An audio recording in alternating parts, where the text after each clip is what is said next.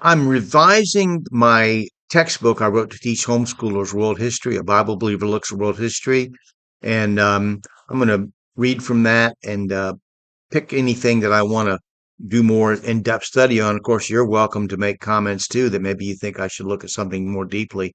But where we left off yesterday or last time was Archbishop Usher claimed that Moses was born in 1571 BC.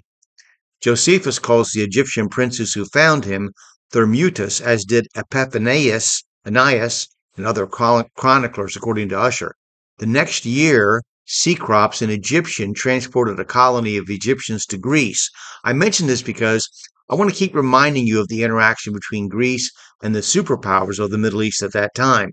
According to Eusebius, but in opposition to Plutarch, who insists on a more ancient origin, this is the basis for the founding of the city of Athens. Eusebius quotes another ancient historian, Castor. In spite of the claims of the writer of the modern book not out of Africa, the Greeks themselves would later claim they derived much of their science, philosophy, and religion from Egypt, with key Greek historical celebrities even spending time in Egypt. The Egyptian historian Manetho, as quoted by Josephus, wrote that the Hyksos were removed from Egypt by Thutmosis, who was king of Thebes or Upper Egypt, close to the Mediterranean Sea. This was in a place called Auris. He had an army of 480,000 men, unable to actually defeat the Hyksos. An agreement was made that they should leave Egypt. The chronicler Aplion called this king Moses in his lost work Egyptian Affairs, quoted by Usher and also recorded by Justin Martyr in his exhortation to the Greeks, and by Clement of Alexandria in his Stromatius. Now, Exodus 2 ends with God hearing the groaning of the Israelites who now were under a king who was not familiar with Joseph and who had no regard for them.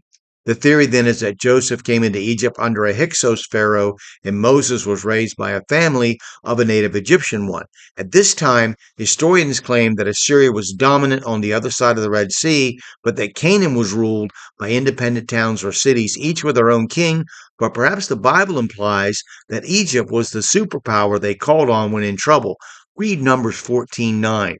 Canaanite religion was vile and degrading, the worst of the religions influenced by Satan, with temple prostitution, ritual child sacrifice, incest, and bestiality as common events, although many of these things were common in religion from India to the Nile. The land that God had promised to Abraham was filled with the most wicked sin and depravity. The Jews were ready to leave Egypt, and the land was ready to be cleansed of the evil that possessed it. So we'll stop there.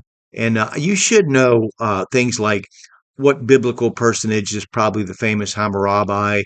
Why do Arab peoples look upon who do Arab peoples look upon as their common ancestor? What is considered to be the earliest Indian civilization? Who was the first legendary Chinese dynasty? Who were the Hyksos?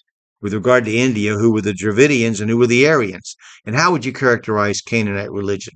So we'll stop there. Hope you'll click like and subscribe or follow and make comments on what I've said. Thank you.